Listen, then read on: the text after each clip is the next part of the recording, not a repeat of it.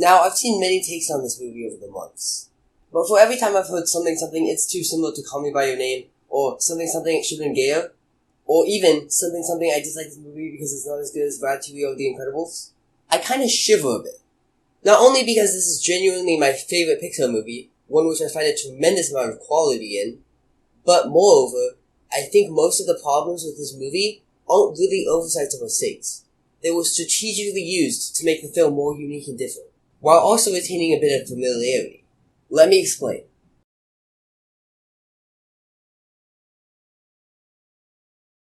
Okay, this one really grinds my gears, so I'm just gonna make it as simple as I possibly can. They are kids, for God's sake. This shouldn't even have been a debate, much less a core part of this film's identity. I would understand if a few people were talking about this, but seriously guys, come on. I get that 11-year-olds can have crushes, but that's not what the story is about. It's about friendship.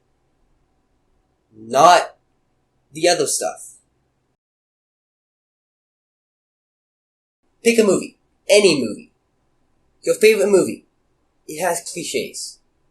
Why not look for actual problems instead of obviously intended parts of the screenplay? This movie thrives on being a new breath of fresh air, so if anything, I welcome the familiarity that comes with cliches. You're not just wrong, you're stupid. Now wait just a minute. And you're ugly, just like...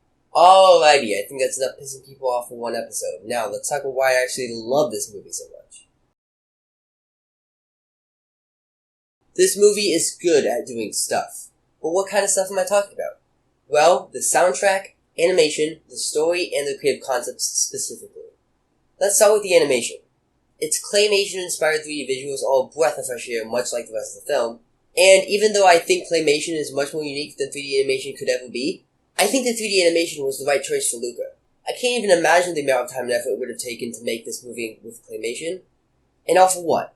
Slightly more unique visuals that probably wouldn't even fit the tone very well? So, yeah, while this art style isn't the most unique thing in the world, it's definitely new enough to warrant some attention.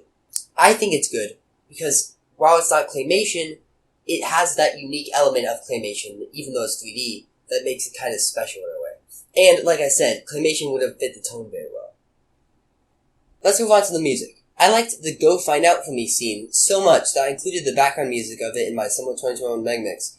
I mean, what else do you want me to say here? I've listened to it a bit while writing the script, and it's good. Just trust me.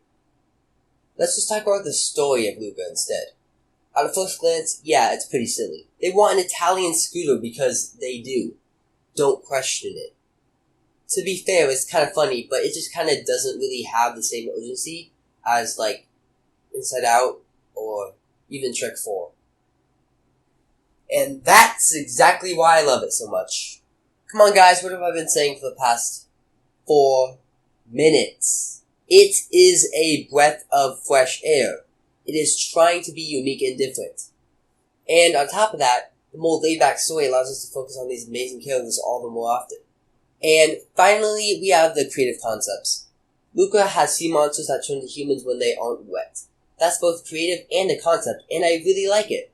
I love the scene when they're jumping in and out of the water. It just feels so cool. Like they're just... it makes you almost feel like you are the characters even though you're just watching them. But beyond that, yeah, the creative concepts were good. Man, I really need to move on. So, that encompasses basically everything I have to say about Luca that I didn't already say in my Letterboxd review. Well, except for this. Okay, I'm going to start off this part by saying that I've yet to watch Suspect's review on Luca, or at least her video on it. So, if you are one of the few people who are watching this who have watched the Suspect's review, I haven't seen that yet, so I might be just repeating what she said. I hope I'm not, but if I am, I'm sorry. Anyway, Luca isn't my favorite Pixar movie because it has a great story or great elements like Soul or Toy Story 3, but rather because of its atmosphere and feels. This is the kind of movie that I wish I had nostalgia for. Seriously, 10-year-old me would have killed for a movie with creative concepts this engaging and a friendship this strong. It has problems, there's no doubt about that. I mean, Alberto picks his nose, the townsfolk go too quick to accept sea monsters, and the whole ending is kind of rushed. But with a movie like this, I am more than okay with a few compromises. Thank you for watching, and here's the second addition to my backdrop.